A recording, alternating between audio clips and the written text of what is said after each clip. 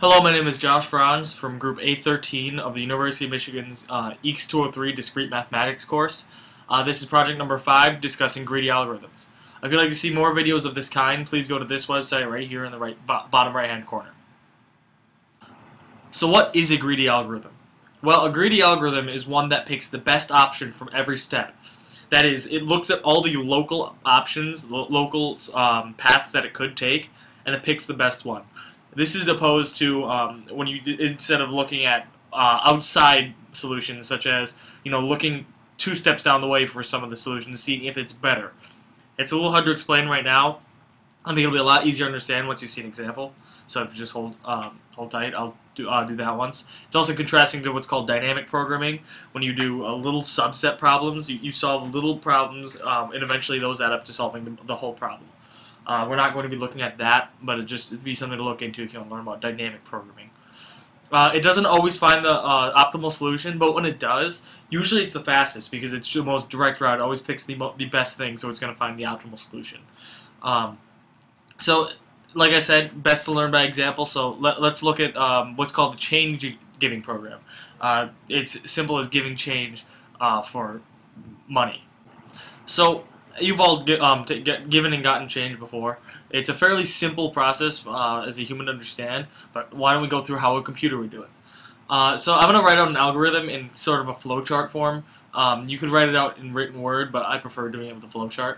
So at the beginning we start with what is our total, right? How much total amount of money we're giving in change, right? And by the way, let's list the different pieces we have. We have a 25-cent piece, a 10-cent piece, a 5-cent piece, and a 1-cent piece, right? So these are the different totals we can use. Well, when we start with our total, we have to then go and look at how many quarters fit into it. Because in our case, we're calling the least number of coins the best solution, right? And that's very important. You need to define with a greedy algorithm what the best solution actually entails.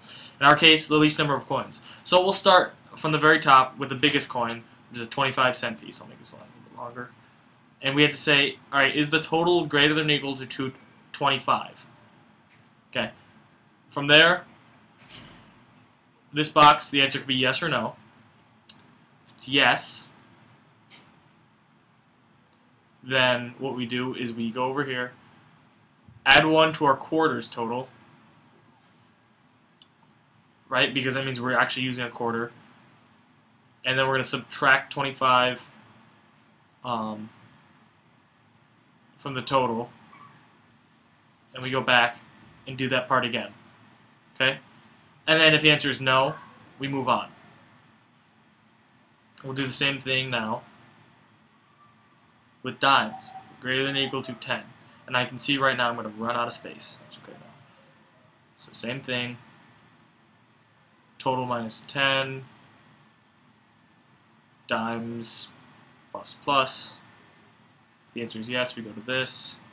Try it again. No. I'm going to move that back up there so I can do more of this. Okay. We have now greater than or equal to 5 cents.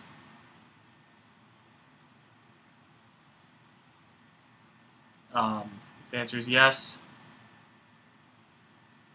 total minus 10. Well, 5, sorry. So I'll do that twice. And then nickels plus plus. Sorry I'm taking a lot of time to write this, but it'll be a lot nicer to see it once I go through it. The answer is no. I'm really writing messy now, but that's okay. Now this last one I'm going to change a little bit because we know the last one's going to be able to cover it. So we'll say total equals 0. Or, no, sorry, it's bad. That's going to end up in a wrong answer. We'll say pennies equals total. And we'll just leave it at that. And that'll be the finish. Alright, now this is kind of messy looking because I have horrible handwriting. But let's run through it once for specific values. Let's say 64 cents. Okay? For 64 cents, we start at the top. We say, alright, is it greater than or equal to 25? Well, yeah, it is. So we'll add 1 to our quarters counter. So I'll just put a little line underneath the quarter. And then we'll subtract 25 from the total, so 64 minus 25, which we find to be 39. And we do it again. And it turns out 39 is also less than 25. So 39 minus 25. Add 1 over there. Turns out 14. Just making sure I'm not doing stupid math. Good. So when we take our 14, we look at it, is it greater than 10? Well, yes, 14 is greater than 10. So 14 minus 10, 4. Add 1 to our dimes total. Now we check out 14, but 4 is not greater than 10, so we look at next, is it greater than or equal to 5? Well, no, it's not, so we're not going to have any nickels. Going down here, pennies equal to what's left of the total, which is 1, 2, 3, 4. And that's how we would give change for 64 cents. We'd have 2 quarters, a dime, and 4 pennies. And let's just make sure, yeah, that makes sense. All right. Now, in this case, it works out perfectly because the greedy algorithm is actually the most optimal solution for finding change given these coins. However, we'll see now that changes if you use different coins or if you change other criteria. For instance, are you allowed to use 10-cent pieces or how many you're allowed to use? In our case, we'll look at it as if we have a 25-cent coin, a 10-cent coin, and a 4-cent coin. Okay, and we'll do the same algorithm. I'm going to draw it much more rudimentary. Start with the total, go down to the 25-cent pieces, 10-cent pieces, 4-cent pieces, and that's done. Because you know how it works with going through this flow chart, where if you're wrong, go back to the top. I guess I can draw that in at least.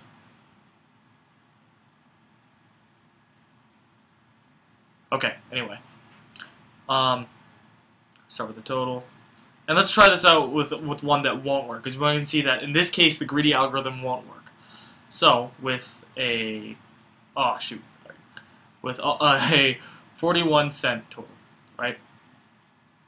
If we start with subtracting 25, well, we can see we can subtract 25, right? And that'll leave us with one there. Say it 16. Yeah. Sorry, I'm not very good at math today. Simple math at least. And anyway, so that leaves us 16, less than or equal to 25, less than 25. So we move on. 10, we can subtract 10 for that. Oh, by the way, we gotta add 1 over here. That'll leave us with 6. Go in there. It's less than 10. So we move on. And now we're stuck with 4.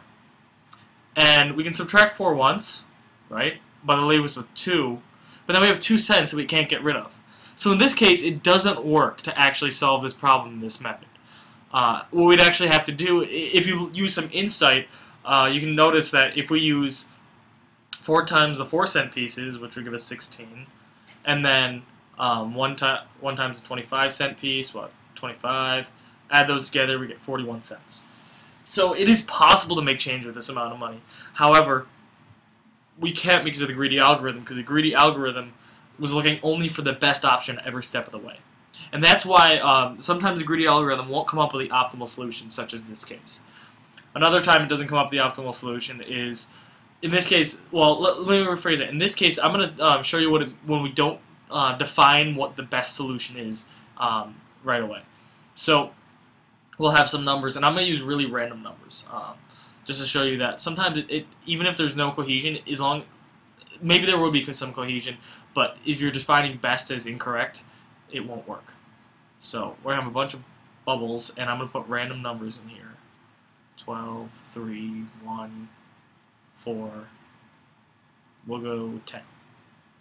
Okay, so if you're trying to find the biggest number at this step, and you start at the top, you say, all right, I have 3, and I can pick from a 12 and a 4. Well, I think 12 is the best because it's the biggest, right? Because that's what I'm looking for in the end. But it turns out, down here, you say 3 and 1, all right, the biggest will be 3. So the greedy algorithm would say, all right, this is your biggest number right here, this one right here.